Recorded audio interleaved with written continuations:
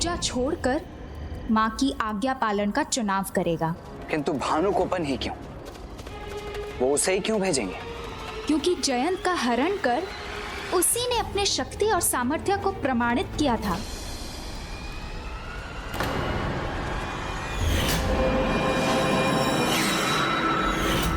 किंतु वो तो मात्र एक हाथ था जिसने हमें पराजित किया था। हाँ देवराज, क्योंकि वो जितना चाहे अपना हाथ उतना ही बढ़ा सकता है, और इसका प्रत्यक्ष प्रमाण तो आपको भानुकोपन के जन्म के पश्चात ही मिल गया था। उस समय महेंद्रपुरी में कोई नहीं था। भाभी पूजा कर रही थी और मेरे भ्राता त्रिलोक विजय करने गए थे। भानुकोपन अकेला शिशु निद्रा में था और सूर्य की तपती किरणें उसकी निद्रा भंग कर रही थी।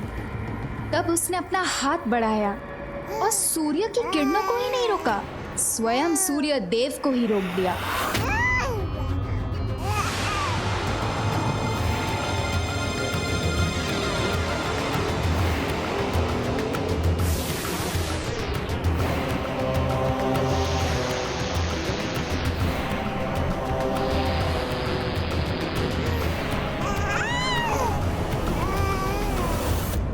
तब उससे सूर्य देव की रक्षा करने के लिए देवराज इंद्र के साथ स्वयं ब्रह्मदेव को आना पड़ा। मुझे स्मरण है, वो एक बहुत ही हठी बालक था। उसने सूर्यदेव को अपनी मुट्ठी में बंद कर लिया था और वो उन्हें मुक्त ही नहीं करना चाहता था। वो एक असुर था, इसलिए असुरी प्रवृत्ति उसका स्वभाव था। इसलिए हमने उसके साथ छल किया, उसे एक लालच दिया हमने। तुम मेरा वायु चक्र ले लो बालक, किंतु सूर्यदेव को मुक्त कर दो।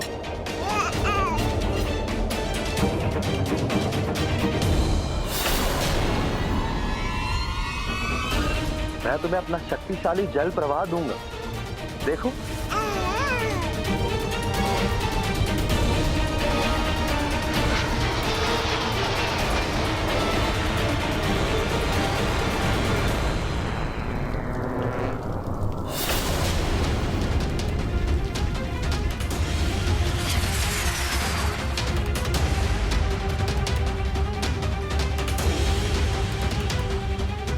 हे बालक, आप मेरा अग्नि अस्त्र ले लो, देखो।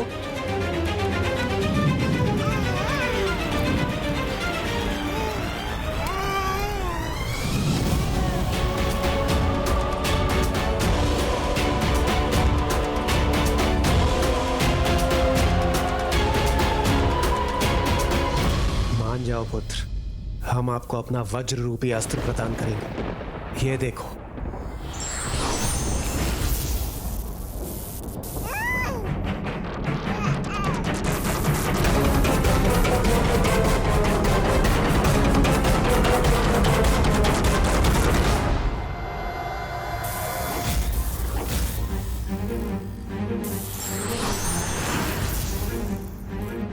हे बालक, मैं ब्रह्मा तुम्हें अपना ब्रह्मास्त्र देता हूं।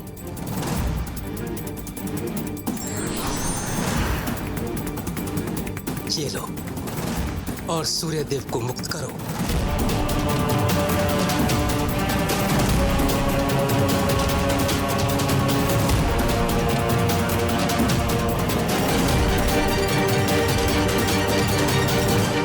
ब्रह्मदेव कदाचित वो ये चाहता है कि आप पहले उसे ब्रह्मास्त्र प्रदान करें, फिर वो सूर्यदेव को मुक्त करेगा।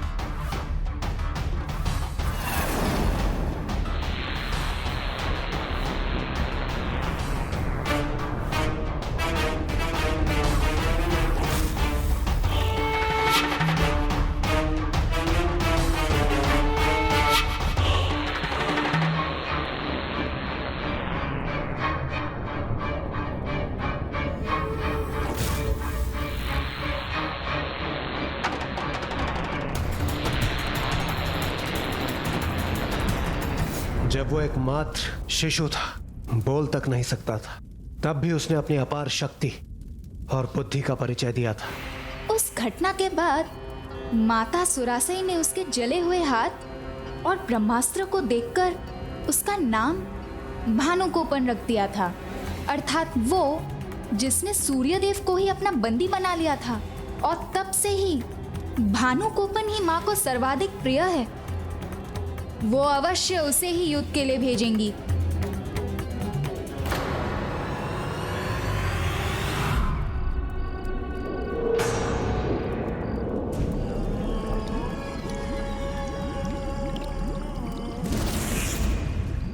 तो आप यहां पे हैं मां, और शत्रु हमारे द्वार पर। युद्ध के इस समय महेंद्रपुरी के बाहर आप इस जलाशय के पास क्या कर रही हैं? मैं कब, कहां और क्यों होती हूँ ये या तो मैं जानती हूँ या मेरी माया। तुम बताओ पुत्र, तुम मुझे क्यों ढूंढ रहे हो? कुछ तो विशेष ही होगा। विशेष ही है मां। आपसे अनुमति चाहिए कि कल भानुकोपन के स्थान पे हमारी सेना का नेतृत्व मैं करूं या सिंहमुख?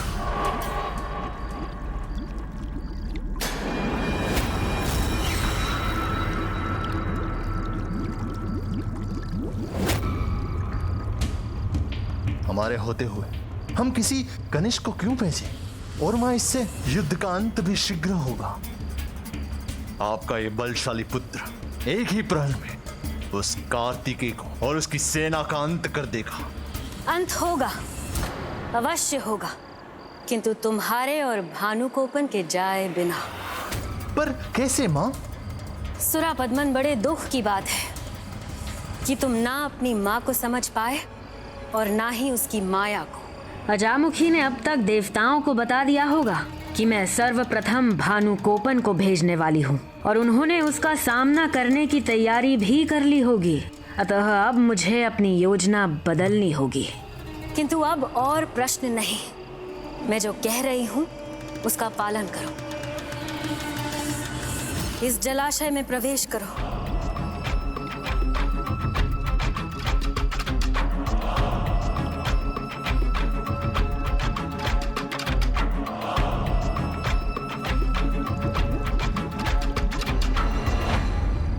गजासुर द्वितीय, गजासुर द्वितीय।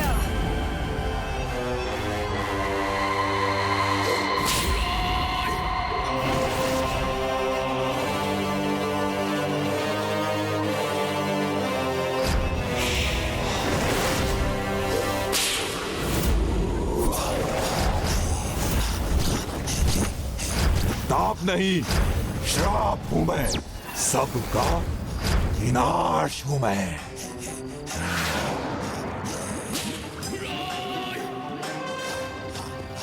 मां, कौन है ये गजासुर द्वितीय?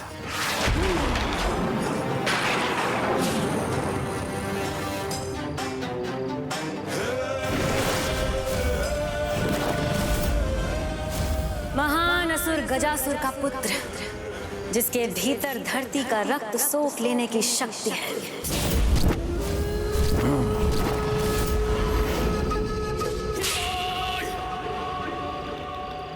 धरती का रक्त? हाँ, धरती का रक्त यानी जल, जो जीवन है, जिसके बिना धरती शून्य है। जहां जहां गजासुर द्वितीय के पग पड़ते हैं, वो स्थान जल से रिक्त हो जाता है, अकाल पड़ जाता है, सूखा पड़ जाता है। पेड़ पौधे, जीव जंतु, कोई भी नहीं बच पाता। सहस्त्र गजों का बल जिसमें समाया हो, जिसके आने मात्र से सब सूख जाता है। ऐसे असुर गजासुर द्वितीय को बुलाने का दुस्साहस क्यों किया आपने? क्या आप अकाल का आनंद लेना चाहती हैं? आनंद तो लेना है मुझे, युद्ध में विजय का आनंद, और इसका कारण तुम बनोगे गजासुर द्वितीय। जिस शत्रु ने महेंद्रपुरी के बाहर अपना डेरा डाला है, अपने अकाल से उस शत्रु का काल बनकर। किंतु मैं भला ऐसा क्यों करूं? कठोर तपस्या से अर्जित शक्तियों को मैं आपके लिए क्यों व्यर्थ करूं? तुमने सत्य कहा कि तुम मेरे लिए अपनी शक्तियां क्यों व्यर्थ करोगे, और करनी भी नहीं चाहिए। मुझसे तो तुम्हारा कोई संबंध भी नहीं, किंतु अपने पिता के संबंधी तो हो ना।